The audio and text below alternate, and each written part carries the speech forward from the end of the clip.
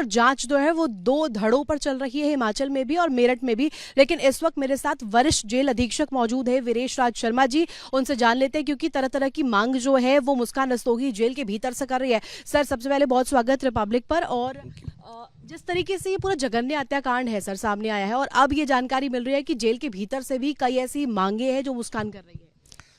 देखिए, हत्याकांड के ऊपर तो मैं टिप्पणी नहीं करूंगा, माननीय न्यायालय से संबंधित प्रकरण है उन पर हम टिप्पणी नहीं करते। मैं सिर्फ इतना कहना चाहता हूं, जो कारागार में नियम से प्रत्येक बंदी रहता है वो सुविधाएं उनको भी दी जा रही हैं। कल उसने मेरे सामने पेश होकर के एक डिमांड की कि मेरे घर वाले केस नहीं लड़ेंगे, मुझे जो है सरकारी वकील दिया जाए। इसकी प्रक्रिया ये होती है, जो भी बंदी कारागार में निजी अधिवक्ता नहीं रख सकता है, सरकार की तरफ से उसको सरकारी वकील दिया जाता है। तो उसका प्रार्थना पत्र हम माननीय न्यायालय को अनुशंसा के साथ भेज रहे हैं और उसकी ये कार्रवाई शुरू हो जाएगी, उसको निजी अधिवक्ता मिल जाएगा। कोई आपको रिटर्न एप्लीकेशन इसको लेकर? जी, उसने कहा है कि प्रार्थना पत्र दिया है जिला विधिक सेवा प्राधिकरण और माननीय न्यायालय को, वो हम कल जब माननीय न्यायालय खुलेगा तो हम भेज देंगे और उसको सरकारी अधिवक्ता की संस्तुति करके सरकारी अधिवक्ता दिलवा देंगे। ये बंदी का अधिकार होता है। बाकी जो डिमांड्स हैं जेल में, जैसे कि नशे की डिमांड्स, ऐसा कुछ नहीं। कारागार में नशा मिल नहीं सकता, यहाँ पर नशा मुक्ति केंद्र है, उसके माध्यम से उसका उपचार किया जा रहा है। और जो नशे के विड्रॉल सिम्टम आते हैं, उन दोनों को सिम्टम थे तो चिकित्सक के द्वारा उनको दवाई दिलवाई जा रही है। 10 से 15 दिन में नशे की आदत छूट जाएगी। रिहैब सेंटर पर भी भेजने की बात हो रही है? इतना बिगड़ा हुआ केस नहीं है, ये ऐसे केस होते हैं जिनको कि यहाँ पर हम विड्रॉल सिम्टम उनके अंदर इतने ज़्यादा होते हैं, कंट्रोल नहीं कर पाते हैं, तो मेडिकल कॉलेज मेरठ भेजते हैं। लेकिन हमारे चिकित्सक का ये कहना है कि इनको दवाओं के माध्यम से हम 10 से 15 दिन में नशा से बिल्कुल मुक्त करा देंगे। और हमारे यहाँ जो नशा मुक्ति केंद्र है उसमें योग, ध्यान, मेडिटेशन आदि प्रक्रियाएँ होती हैं, फिजिकल एक्टिविटीज़ होती हैं, उसमें शामिल करके नशा से बिल्कुल दूर कर देंगे। सर, इसके साथ साथ एक और सवाल मेरा रहेगा। जिस तरीके से आपने कहा कि उसने रिटर्न प्ली दी है, कहा है कि मेरे परिवार से या कोई और अन्य सदस्य मेरे खिलाफ जिस तरीके से ये चीज़ें चल रही हैं उसके लिए कोई खड़ा नहीं होगा और कोई ये लड़ाई नहीं लड़ेगा, तो सरकारी वकील मुहैया करवाने की जो एप्लीकेशन है, और ये भी कहा जा रहा है कि जेल के भीतर भी दोनों एक दूसरे से संपर्क नहीं कर पा रहे। हाँ, ये बात तो सही है कि जेल के अंदर बंदियों के आपस में इनकी मुलाकात नहीं हो सकती, क्योंकि जेल के अंदर उन्हीं बंदियों की मुलाकात हो सकती है जो रक्त से संबंधित है। जैसे माँ बेटी, माता पिता आपस में, पति पत्नी, इस तरह की इनकी आपस में मुलाकात। पुरुष बैरक बिल्कुल अलग होती है, महिला बैरक बिल्कुल अलग है। लगभग हमारे पुरुष बैरक महिला बैरक में आधा पौन किलोमीटर का अंतर है, तो मुलाकात नहीं हो सकती। वो जेल मैनुअल के उस प्रावधान में नहीं आते हैं कि इनकी मुलाकात हो, इसलिए इनकी मुलाकात आपस में नहीं हो सकती। घर परिवार से कोई मिलने आया मुस्कान के या साहिल? अभी तक इनके घर से कोई भी मिलने के लिए नहीं आया है, तथा मुस्कान ने कहा है कि मेरे घर वाले मेरे संपर्क में नहीं है, वो मेरे से मिलने नहीं आएंगे, अतः मुझे सरकारी वकील दिलाया जाए। उसकी प्रक्रिया हम प्रारंभ कर चुके हैं। स्वास्थ्य को लेकर के क्या जानकारी है मुस्कान? क्या क्योंकि नशे से लिप्त बताई जा रही थी पुराने समय से ही, और अभी क्या व्यवहार है जेल के भीतर? जैसे ही कोई भी बंदी नया आता है उसी के तहत उसका स्वास्थ्य परीक्षण कराया जाता है, तो इन दोनों का भी स्वास्थ्य परीक्षण कराया गया।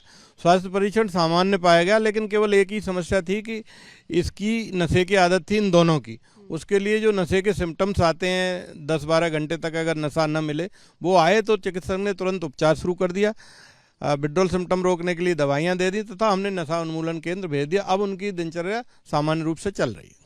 सर, इसके साथ साथ सवाल जो मेरा प्लीज से जुड़ा हुआ रहेगा, जो एप्लीकेशन आपको दी है, क्या क्या उसमें अहम कारण उन्होंने मेंशन किया है? माँ बाप के बारे में भी कुछ कहा है कि माँ बाप क्यों नहीं लड़ना चाह रहे, ऐसा कुछ?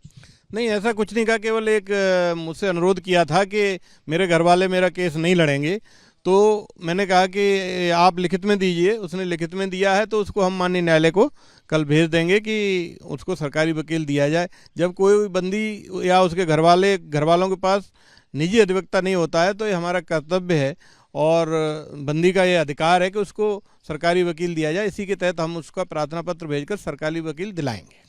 तो सरकारी वकील दिलाने का जो प्रोसेस है वो कहीं ना कहीं शुरू हो चुका है और एक्सक्लेरेट कर दिया गया है इस प्रोसेस को? जी, वो प्रोसेस शुरू हो गया है, प्रार्थना पत्र ले लिया गया है, उसके हस्ताक्षर ले लिए गए हैं।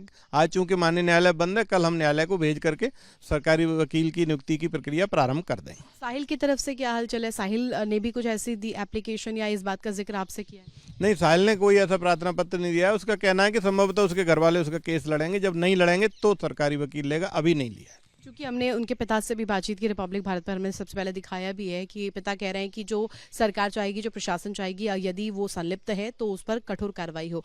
तो ऐसे में लगता नहीं है कि वो साथ देंगे, तो क्या अब साहिल के लिए भी सरकारी जो है वकील मुहैया करवाएंगे? जी, यदि बंदी चाहता है कि उसे सरकारी वकील मिले, यदि वो प्रार्थना पत्र देता है और अनुरोध करता है तो उसको भी दिलवाएं, क्योंकि ये बंदी का अधिकार है।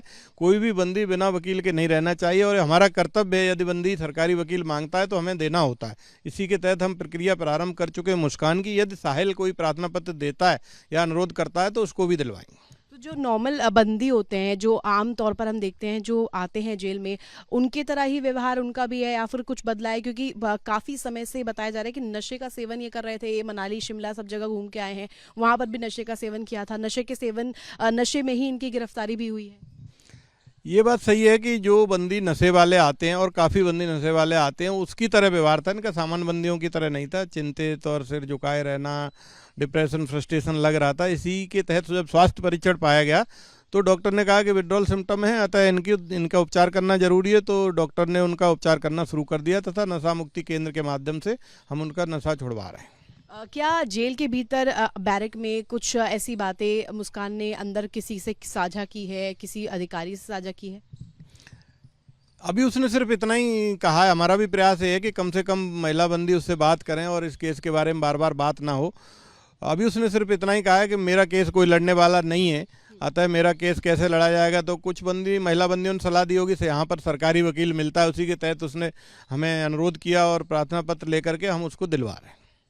बहुत शुक्रिया सर हमसे बातचीत करने के। तो ये थे हमारे साथ वीरेश राज शर्मा, वरिष्ठ पुलिस अधीक्षक, जिन्होंने तमाम जानकारियां आप तक साझा की है कि किस तरीके से यहाँ पर जो मुस्कान रस्तोगी है, उसके साथ साथ उसका प्रेमी साहिल, उसका व्यवहार जेल के भीतर क्या है, किस तरीके से मांगे हैं, और प्रार्थना पत्र यहाँ पर बाकायदे दी है कि यहाँ पर उसे सरकारी वकील मुहैया करवाया जाए, क्योंकि परिवार का कोई सदस्य नहीं है जो उनकी तरफ से इस लड़ाई को लड़ेगा। कैमरा पर्सन CP सिंह के साथ मैं ऋतु।